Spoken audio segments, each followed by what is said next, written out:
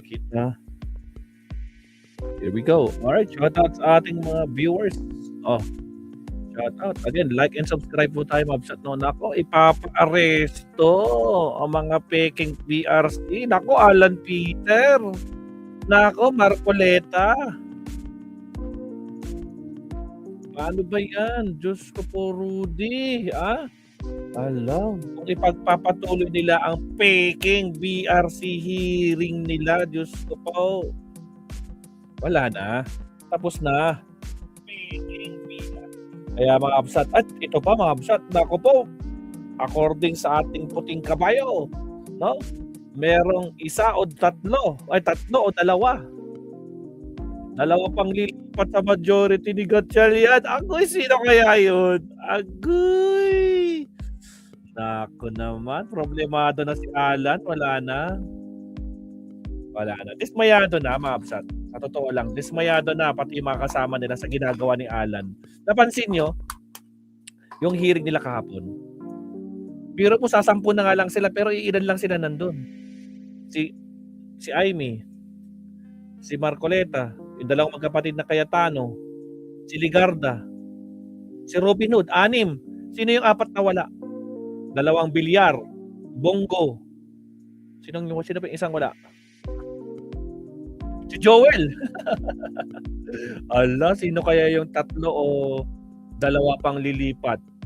Isa lang ang kailangan na lumipat, pero bakit 2 to 3? Ala kayo. Wala na. Kaya yung tapos ang maliligayang araw ni Cayetano talaga dito, Diyos Lord. O siya, umpisa na natin ito, Mabsat. Tingnan muna natin. O, ito, Mabsat. Erwin Tulfo, mga kakabsat. Nagbabala na ipapa-aresto ang kakasa ng mga peking hearing sa Senado. Paano yung mga peke? Yung mga walang official, no? Record, tulad yung nangyari kahapon, di naman naka-record yun. Wala kayong makikitang ganun na record sa Facebook page ng Senado saka sa YouTube channel. Wala. Hindi nila ni-record kasi alam nilang peke. Paano ba yan? Diyos ko po. Na ipaaresto ang sino mang magsasagawa umano ng tinawag niyang peking hearing sa Senado. Nagbanta si Senador Erwin Tulfo na ipaaresto ang sino mang magsasagawa umano ng tinawag niyang peking hearing sa Senado. Sinabi niya yan kasunod ng ikinasang pagdinig sa flood control scandal ng grupo ni Senator Alan Peter Cayetano. Giit ni Tulfo, siya ang legit na chairman ng Blue Ribbon Committee sa ilalim ng tinaguriang new majority ng Gatchalian Bloc. Hindi na po ako papayag na maghihiring-hiringan kayo dyan. At I will have you arrested. I promise. Kahit na senador ka, kahit na sinasabi mong matanda ka na, ilang taong ka na sa Senado, try me. Magpahiring ka ng... Alakata! Naririnig niyo ba si Erwin Tulfo? Naririnig niyo ba? Magpahiring ka ng... Naririnig. Hindi nga lang ganun kalakasan, mga absat. Grabe. Try me, Alan Peter. Sige, magkakarestoan tayo. Try me. Ka na, ilang taong ka na sa Senado, try me. Magpahiring ka ng Blue Ribbon ulit. Magpahiring ka. I don't care kung dati kang Senate President, dati kang Speaker of the House, I don't give up. Talagang papahuli kita. Kung hindi papahuli, kung ayaw ng usa, bibit-biting kita, kwikwelyuhan kita, palalayasin kita dyan sa floor na yan. Ay! Kwekwelyuhan niya si Alan Peter kahit matangkad. Gaganon niya, oh. Kwekwelyuhan kita. Kaganito kita, kwekwelyuhan kita. Gusto mo? Ata? Ay, grabe. At tapang nga tao ni Erwin Tulfo. Kwekwelyuhan niya. Ipapa-aresto niya. In today's hearing, Hindi na po ako papayag na maghihiring-hiringan kayo dyan. At I will have you arrested. I promise. Kahit na senador ka, kahit na sinasabi mong matanda ka na, ilang taong ka na sa Senado, try me. Magpahiring ka ng Blue Ribbon ulit. Magpahiring ka. I don't care kung dati kang Senate President, dati kang Speaker of the House, I don't give up. talagang papahuli kita. Kung hindi papahuli, kung ayaw ng usa, bibit-biting kita, kwikwelyuhan kita, palalayasin kita dyan sa floor na yan. Because I am the legitimate Blue Ribbon. Kwikwelyuhin kita, kakalagdarin kita, dahil hindi ikaw. Ha? Ako ang legitimate na BRC chairman. Diyos ko mo. At tapang. Chairman. Hindi na po ako papayag na maghihiring-hiringan kayo dyan. At I will have you arrested. I promise. Kahit na senador ka, kahit na sinasabi mong matanda. Grabe. Patuloy agawan sa posisyon Lang. Nagbanta nga si Senator Erwin Tulfo na ipaya-aresto ang sinumang senador na uulit sa ginawa kahapon na aniya ay hiring-hiringan ng Senate Blue Ribbon Committee. Tinutukoy ang pagtitipon ng Cayetano Block kung saan nagbanta nga si Senator Erwin Tulfo na ipaya-aresto ang sinumang senador na uulit sa ginawa kahapon na aniya ay hiring-hiringan ng Senate Blue Ribbon Committee. Tinutukoy ang pagtitipon ng Cayetano Block kung saan humarap ang 18 na manoy dating mga tauhan ni dating Congressman Zaldico. Ayon kay Tulfo, siya lamang at wala ng iba pang pwede magpatawag ng pagdinig ng Blue Ribbon Committee dahil siya ang lehitimong chairman nito at wala ng iba. Kung may ibang senador na magpupumilit, ipahuhuli niya sa Senate Sergeant at Arms at kapag tumanggi ang Sergeant at Arms, siya na mismo ang kukwelyo at magpapalaya sa senador. Wala raw siyang pakialam kung ang kapwa senador ay matanda na, matagal ng senador o naging Senate President at Speaker pa ng Kamara. Kahapon. So, kung uulitin po nila mag-hearing po nila, subukan po nila. Lalo na po yung Blue Ribbon, subukan. Magkasubukan na. Subukan po ninyo, mag-hearing po kayo ng Blue Ribbon. Magkasubukan na. Hindi na po ako papayag na mag-hearing-hearingan kayo dyan. At I will have you arrested. I promise. Kahit na senador ka, kahit na sinasabi mong matanda ka na, ilang taong ka na sa Senado, try me. Magpahiring ka ng Blue Ribbon ulit. Magpahiring ka. I don't care kung dati kang Senate President, dati kang Speaker of the House, I don't give up. Talagang papahuli kita. Kung hindi papahuli, kung ayaw ng usa, bibit-biting kita, kwikwelyuhan kita, palalayasin kita dyan sa floor. Matragis, bibit-bitin niya si Cayetano. Matragis, alis ka dito. Uy, Matragis, malaking gulo to mangyayari, Mabsat, ha? Nako po, sigurado malaking problema to kay Cayetano, no? Sigurado hindi siya makatulog dito. Because I am the legitimate Blue Ribbon chairman. Si Senator Erwin Tulfo.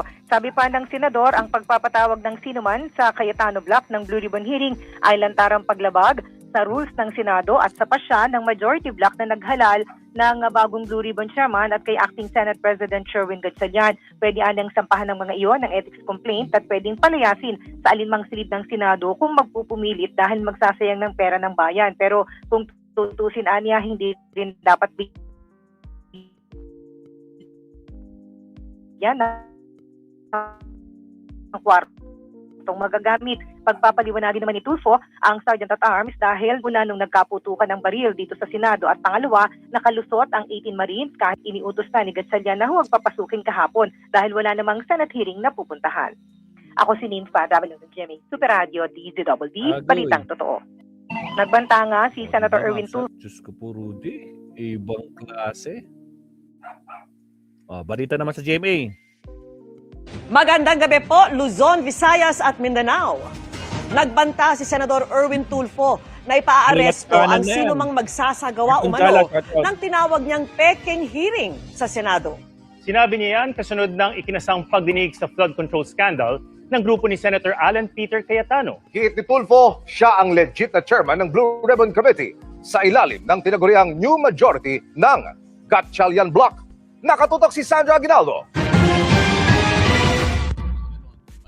Kasunod na isinagawang hearing ng Blue Ribbon Committee ng Cayetano Block, may babala si Senator Erwin Tulfo sa mga aniyay magsasagawa ng Peking hearing sa Senado.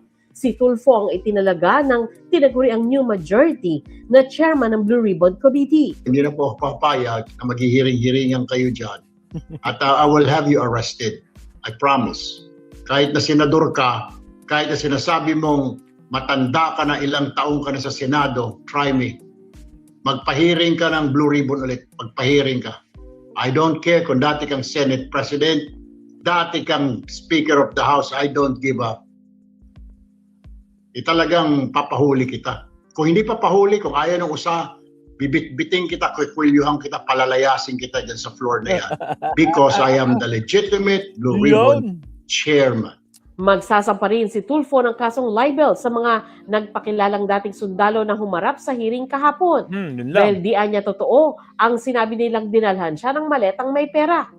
Kakasuhan din ng ilan sa kanila ng libel ni Senador Tito Soto dahil kasinungalingan din anya ang akusasyong dinalhan umano siya ng pera. Kabilang sa binutasan ni Soto ay ang aligasyong tinanggap ang pera ng kanyang executive assistant na aniyay 2015 pa pumanaw. Sa Lunes, magsasagawa ng hearing ang Blue Ribbon Committee ni Tulfo. Imbitado rin dito ang ilan sa mga dating Marines at iba pang inimbitahan ni Cayetano. We are inviting them. Pag hindi po sila sumunod, papaliwanagin po namin sila and then mag-i-issue po kami ng cite them for contempt. And entonces po, yung aming pong yung aming pong mga pulis, pwede po namin i-order na hulihin po sila, dalhin sila dito sa Senado. Kung wala po silang valid reason. Hiningan namin ng reaksyon si Attorney Levy Baligod, ang abogado ng mga ex-Marines, pero wala pa siyang tugon. Pero sabi ni Senador Rodante Marcoleta, hindi pa umanuhuli ang hearing na ikinasa ng Cayetano Block kahapon kaugnay ng flood control scandal. Marami po tayong kukunin. Binanggit po ninyong mga addresses na kung saan dinala yung mga pera. May patatawag po tayong mga tao para i-confirm po na talagang na-deliver yun yung mga sasakyan. Suspend the hearing until further notice. Naka-adjourn sined yan na ang Kongreso hanggang July 26. Sa July 6 naman ay inaasahan ang pagsisimula ng impeachment trial. Bago yan, napapag-usapan ngayon ang pagkakaroon ng special session ng Kongreso para matapos ang ilang priority measures, pati na rin ang nabinbig trabaho ng Commission on Appointments. Sa gitna ng marami pang trabaho ng Senado, wala pang nakikitang solusyon sa girian sa liderato nito. I'm willing to talk to anyone, including the 11, to find common ground. But ilalabang ko yung tama.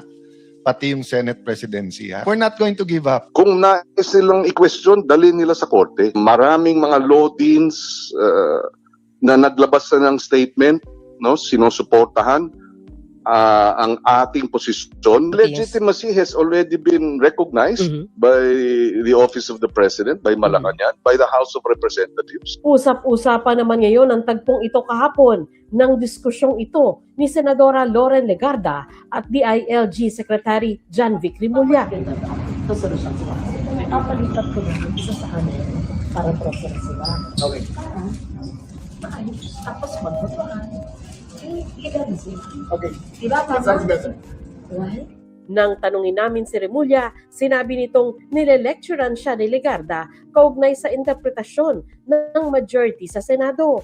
Noong mga oras na yon, may media na malapit sa kanila na nakita naman ni Legarda. Sabi ni Rimulya, tumahimik na lang siya at tumango. Sinusubukan pa naming makuha ang panig ni Legarda. Sandra Aguinaldo, Nakatutok, 24 Oras. Alright. Naku po, mga kakabsat. Ang tanong, sino kaya yung mga Patuloy agawan Sino kaya yung mga lilipat sa posisyon at liderato sa Senado ayon sa grupo ni Senator Win Gatchalian. Patuloy agawan sa posisyon at liderato sa Senado ayon sa grupo ni Senator Win Gatchalian. Nagpaparamdam umano ang ilang senador mula sa Cayetano Block na lilipat na sa kanila. At nauna sa balita live si News 5 Senate Correspondent Mayan Los Baños. Partner, sino raw itong mga senador na ito? naman. Bakit nyo naman iiwan si Alan Peter? Sasampu na nga lang kayo, tapos meron pang lilipat na 2 o 3? Ay, Diyos ko po! Tuloy!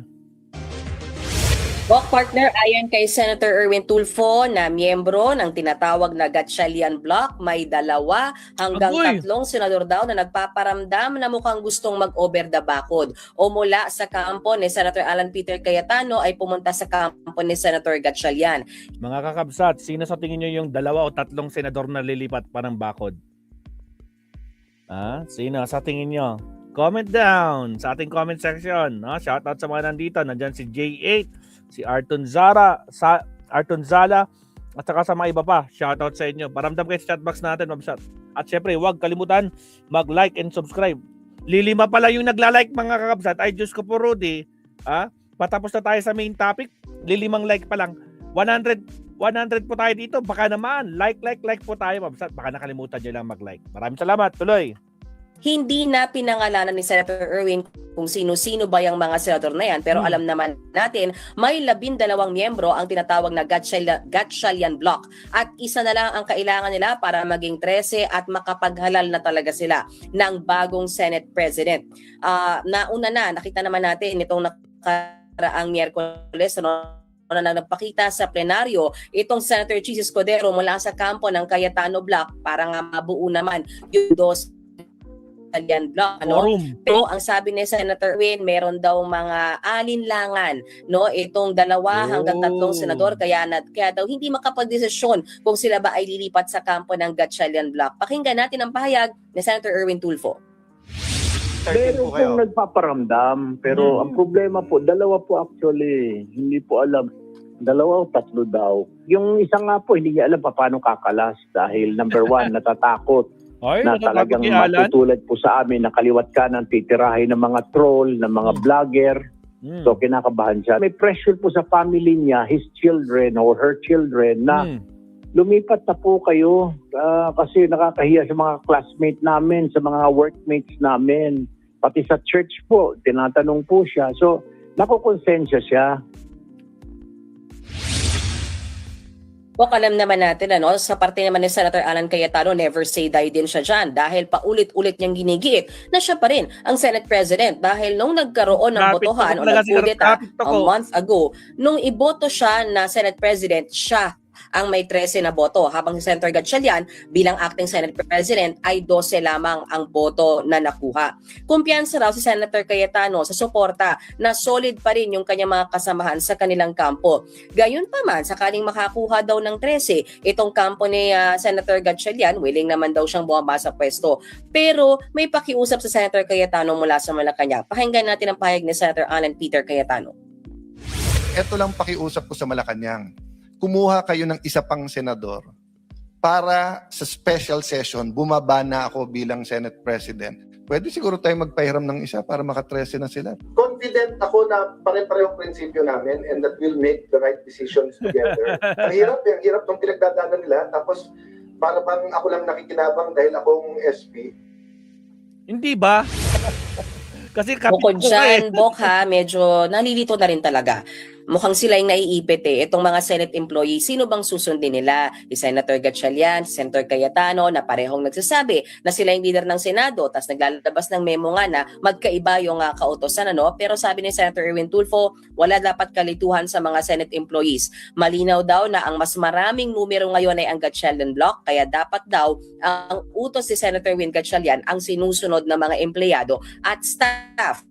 At dahil nga dyan, Bok, plano ni Senator Erwin Tulfo na kausapin yung mga heads ng department na nagpapasok pa rin ng mga empleyado kahapon, kahit pa nung bago yan, ay naglabas ng memo si Senator Gatchalian na sinasabing work from home dapat ang mga empleyado. Yung mga pangkaraniwang empleyado, Bok, sinasabi ni Senator Erwin Tulfo, walang dapat na ipangamba dahil alam naman daw na sumunod lang sa kanilang superior. Pero yung may matataas na posisyon na sumuway sa kautosan ni Senator Gatchalian, pinag-aaralan daw nila Senator Erwin Tulfo kung ano yung dapat na maging parusa para sa kanila. Bok, ano namang plano ng Gatchalian Block sa kanilang Blue Ribbon hearing sa Lunes? Tuloy na tuloy, Bok, yung kanilang hearing alas 9 ng umaga sa parating na Lunes dahil nanindigan nga si Senator Erwin Tulfo na siya na ang bagong Blue Ribbon na chairman, at nakita na rin natin yung guest list at mahigit 20 yung resource persons na kanilang ipapatawag. Kasama na nga dyan yung 18 na nagpakilalang bagman ni Zaldico. Pati si dating House Speaker Martin Romualdez ay invited din, ipinadaan kay House Speaker Bogie D yung kanyang imbitasyon, pero wala pa kasing kumpirmasyon, Bok, kung darating nga si dating Speaker Martin Romualdez. Pero Bok, giit naman ngayon ni Senator Cayetano, hindi official ang isasagawang pagdinig ng Blue Ribbon, quote-unquote, under Senator Erwin sa Lunes dahil nga ang totoo daw na Blue Ribbon ay yung nagsagawa ng hearing kahapon under Senator Pia Cayetano and Senator Rodante Marcoleta. Pakinggan natin ang pahayag ni Senator Alan Peter Cayetano. It's not an official Blue Ribbon hearing because hindi naman siya chairman ng Blue Ribbon hearing. Diba? Ang kapal naman na mukha mo. Kung official yung ginawa nyo kahapon, dapat recorded. bakit hindi recorded? Bakit walang mga BRC staff dyan? Wala na, mga kabsat. Kapit toko talaga itong si Cayetano. Kapit toko. Tapang nila magsabi dati na dapat mag-inhibit yung mga wala doon. Ngayon, sila nabanggit. Gusto nila mag-hearing. Kinakabahan. Sagot naman dyan ni Senator Erwin Tulfo, hindi rin daw legal yung isinagawang pagdinig ng Blue Ribbon kahapon. Ni wala nga raw Senate Secretariat, walang broom o yung taga Blue Ribbon, hindi nakadokumento, hindi nga ipinalabas sa channel na at sa YouTube o kaya sa official website ng Senado. Kaya mas illegal daw yung nangyaring pagdinig kahapon ng Blue Ribbon Committee. At ang mas dapat daw tunghayan ay yung gagawing Blue Ribbon hearing naman under Senator Erwin Tulfo. Narito ang bahagi ng pahayag ni Senator Tulfo. Pakinggan naman natin. Wala pong legality po yun. Sila lang po nag-taking. Ako na po ang chairman ng Blue Ribbon. So kahapon po yung forum lang nila, yung press conference lang. Forum. Handa rin daw si Senator Erwin Tulfo na sagutin yung mga paratang sa kanya dahil nadawit ang kanyang pangalan kahapon at sinasabing di umano, nakatanggap din daw siya ng mali-maletang pera mula sa isa sa mga bagmen ni Zaldico. Yan muna ang latest mula sa Senado. Balik sa iyo, Bok. Ulat ni Mian Los Baños, live. Mga kapatid, Alright, so yan mga kabsat. Ito yung update dito sa plano ni Erwin Tulfo. Deborah G, ipapa-aresto niya si Alan kapag ipipilit niya yung Blue Ribbon na hearing na illegal. Diyos ko po. At meron, according kay Erwin Tulfo, meron dalawa hanggang sa 3 ang talagang gusto nang lumipat kasi nadidismaya na dito sa ginagawa ni Cayetano. Kaso nga lang, namang problema sila, paano sila kakalas kasi natatakot sila. Ay, Diyos ko po. Wala na. Talaga. Iba talaga kapag kapit toko. Diyos ko po, Rudy. Alright, so, kung tayo, sa topic na tayo, Mabsat, agad, maraming salamat po. 100 plus. Nagpaparamdam umano. 100 plus live viewers, baka naman, Mabsat, no? Like and subscribe po tayo. Countdown tayo sa ating subtopic. Maraming salamat. Here we go.